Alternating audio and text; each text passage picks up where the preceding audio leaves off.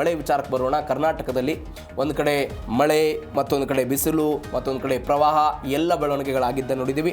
ಇದೀಗ 11 ಜಿಲ್ಲೆಗಳಿಗೆ ಯೆಲ್ಲೋ ಅಲರ್ಟನ್ನು ಕೊಡಲಾಗಿದೆ. ಹಾಗಾದರೆ ಯೆಲ್ಲೋ ಅಲರ್ಟ್ ಎಲ್ಲೆಲ್ಲಿದೆ, ರೆಡ್ ಅಲರ್ಟ್ ಏನಿದೆ, ಮಳೆ ಆಗುತ್ತಾ, ಏನಾಗುತ್ತೆ, ಡೀಟೇಲ್ ಆಗಿ ನೋಡ್ತಾ ಹೋಗೋಣ ಕ್ವಿಕ್ ಆಗಿ. ರಾಜ್ಯದ 11 ಜಿಲ್ಲೆಗಳಿಗೆ ಯೆಲ್ಲೋ ಅಲರ್ಟ್ ಘೋಷಣೆ ಆಗಿದೆ. ವಾಯುಭಾರ ಕುಸಿತ ಆಗಿದೆ ಬಂಗಾಳ ಕೊಲ್ಲಿಯಲ್ಲಿ, ಮತ್ತೆ ವರುಣನ ಅಬ್ಬರ ಎಲ್ಲ ಜಾಸ್ತಿ ಆಗ್ಬೋದು ಅಂತ ಹವಾಮಾನ ಇಲಾಖೆಯ ವರದಿ. ದಕ್ಷಿಣ ಕನ್ನಡ, ಉಡುಪಿ, ಕೊಡಗು ಸೇರಿದಂತೆ 11 ಜಿಲ್ಲೆಗಳಿಗೆ ಇದೀಗ ಯೆಲ್ಲೋ ಅಲರ್ಟ್ ಘೋಷಣೆ ಆಗಿದೆ. ಕರಾವಳಿ ತೀರದಲ್ಲಿ 1 ಗಂಟೆಗೆ 60 ಕಿಲೋಮೀಟರ್ ವೇಗದಲ್ಲಿ ಬಲವಾದ ಗಾಳಿ ಬೀಸುತ್ತೆ ಅಂತ ಹವಾಮಾನ ಇಲಾಖೆ ಕೊಟ್ಟಿರುವಂಥ ಎಚ್ಚರಿಕೆ ಇದು. ಹೀಗಾಗಿ ಸಮುದ್ರಕ್ಕೆ ಯಾರು ಕೂಡ ಇಳಿಬಾರದು ಅಂತ ಹವಾಮಾನ ಇಲಾಖೆ ಖಡಕ್ ಎಚ್ಚರಿಕೆ ಕೊಟ್ಟಿದೆ. ಸೆಪ್ಟೆಂಬರ್ 2ರ ತನಕವೂ ಕೂಡ ಹಲವೆಡೆ ಭಾರಿ ಮಳೆ ಆಗುವಂಥ ಸಾಧ್ಯತೆ ಇದೆ ಅಂತ ಹವಾಮಾನ ಇಲಾಖೆ ಹೇಳ್ತಾ ಇದೆ. ಅಂದರೆ ರಾಜ್ಯದ 11 ಜಿಲ್ಲೆಗಳು, ಅಂದರೆ ಅನೇಕ ಜಿಲ್ಲೆಗಳಲ್ಲಿ ಇವತ್ತು ಮಳೆ ಇಲ್ಲ, ಮಳೆ ಕೊರತೆ ಆಗ್ತಾ ಇದೆ. ಅನೇಕ ತಾಲೂಕುಗಳನ್ನು ಬರದ ರೀತಿಯಾಗಿ ನಾವು ನೋಡ್ತಾ ಇದ್ದೀವಿ. ಇವೆಲ್ಲದರ ನಡುವೆ ಬಂಗಾಳ ಕೊಲ್ಲಿಯಲ್ಲಿ ಆಗಿರುವಂಥ ಒಂದು ಬೆಳವಣಿಗೆಯ ನಂತರ ಇದೀಗ ಒಂದು ಸೆಕೆಂಡ್ ಮಳೆ ಆಗ್ಬೋದು ಅಂತ ಹೇಳ್ತಿದ್ದಾರೆ. ಇದು ಯೆಲ್ಲೋ ಅಲರ್ಟ್ ಆಯಿತು. ಮತ್ತೊಂದು ಬೆಳವಣಿಗೆ, ಬೆಂಗಳೂರಿಗರಿಗೂ ಕೂಡ ವರುಣನ ಕಾಟ ಅಂತ. ಅಂದರೆ ರಾಜಧಾನಿ ಬೆಂಗಳೂರು, ನೀವು ಬೆಂಗಳೂರಿನ ವಾತಾವರಣ ನಾವೆಲ್ಲ ಗಮನಿಸ್ತಾ ಇದ್ದೀವಿ. ತಂಪಾದ ವಾತಾವರಣ ಇದೆ, ಕೂಲ್ ವಾತಾವರಣ ಇದ್ದದ್ದನ್ನು ನೋಡ್ತಾ ಇದ್ದೀವಿ. ಮಳೆ ಆಗ್ಬೋದು ಅಂತ ಇವತ್ತು ಕೂಡ ಧಾರಾಕಾರವಾಗಿ ಮಳೆ ಸುರಿದಿದ್ದನ್ನು ನೋಡಿದ್ದೀವಿ. ಮುಂದಿನ 48 ಗಂಟೆ ಸಾಧಾರಣವಾಗಿ ಮಳೆ ಆಗ್ಬೋದು ಅಂತ ಹೇಳ್ತಿದ್ದಾರೆ. ಬೆಳಗಾವಿ, ಕಲಬುರಗಿ, ವಿಜಯಪುರ ಜಿಲ್ಲೆಗಳಲ್ಲೂ ಕೂಡ ಮಳೆ ಆಗ್ಬೋದು ಅನ್ನುವಂಥ ಮುನ್ಸೂಚನೆ ಇದೆ. ಉತ್ತರ ಒಳನಾಡಿನಲ್ಲಿ ಗುಡುಗು ಸಹಿತ ಮಳೆ ಆಗ್ಬೋದು ಅಂತ ಹೇಳ್ತಿದ್ದಾರೆ.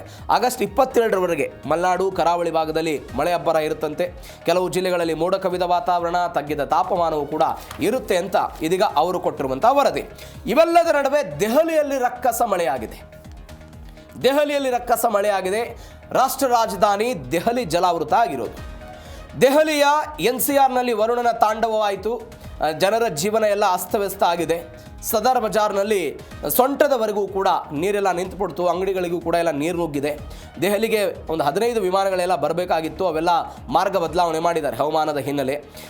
ಜೈಪುರ, ಚಂಡೀಗಢ, ಲಕ್ನೌ ಈ ವಿಮಾನ ನಿಲ್ದಾಣಗಳಿಗೆ ಈ ದೆಹಲಿಗೆ ಬರಬೇಕಾದಂಥ ವಿಮಾನಗಳನ್ನೆಲ್ಲ ಡೈವರ್ಟ್ ಮಾಡಲಾಗಿದೆ.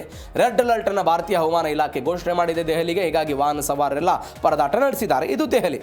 ಇವೆಲ್ಲದರ ಜೊತೆಗೆ ಮುಂದಿನ 2 ವಾರ ಡ್ರೈ ಸ್ಪೆಲ್ ಭೀತಿಯಂತೆ. ಏನಿದು?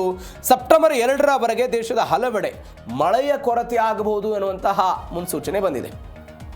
ಎಲ್ ನಿನೋ ಪ್ರಭಾವದಿಂದ ಮುಂಗಾರು ಮಳೆ ಕುಂಠಿತ ಆಗುವಂಥ ಆತಂಕ. ನಾವು ನಿನ್ನೆ ಎಲ್ ನಿನೋ ಪ್ರಬಲ ಆಗ್ತಾ ಇರೋದನ್ನು ನೋಡ್ತಾ ಇದ್ದೀವಿ. 3 ಡಿಗ್ರಿ ಸೆಲ್ಸಿಯಸ್ ತಾಪಮಾನ ಅದಕ್ಕಿಂತಲೂ ಕೂಡ ಕ್ರಾಸ್ ಆಗಿ ಹೋಗ್ಬೋದು. ಸೂಪರ್ ಎಲ್ ನಿನೋ ಆಗ್ಬೋದು. ಅದರ ಪ್ರಖರತೆ ಸೆಪ್ಟೆಂಬರ್ನ ನಂತರ ಜಾಸ್ತಿ ಆಗುತ್ತೆ ಅಂತ. ಹೀಗಾಗಿ ಕುಡಿಯುವ ನೀರಿನ ಸಮಸ್ಯೆ, ಕೃಷಿ ಚಟುವಟಿಕೆ ಮೇಲೆಲ್ಲ ಪರಿಣಾಮ ಆಗುತ್ತೆ. ಆಗಸ್ಟ್ ತಿಂಗಳ ಮಳೆ ಕೊರತೆಯಿಂದ ರೈತರಲ್ಲಿ ಆತಂಕದ ಛಾಯೆ ಇದೆ.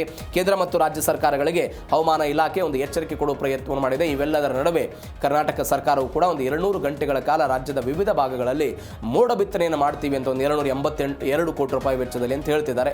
ಮೋಡ ಬಿತ್ತನೆ ಕಾರಣಕ್ಕಾಗಿ ಕರ್ನಾಟಕದಲ್ಲಿ ಮಳೆ ಬರುತ್ತಾ, ಏನಾಗುತ್ತೆ ಕಾದು ನೋಡೋಣ.